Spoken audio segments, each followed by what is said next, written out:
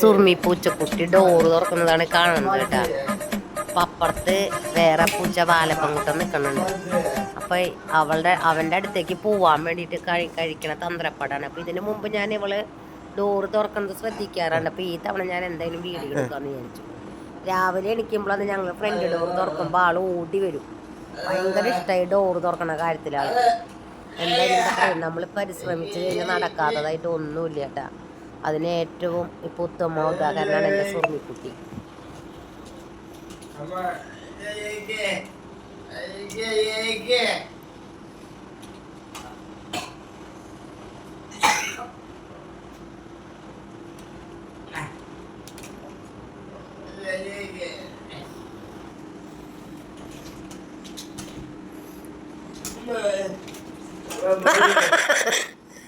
തുറന്നിടാ, വാതില് തുറന്നിടാ കള്ള.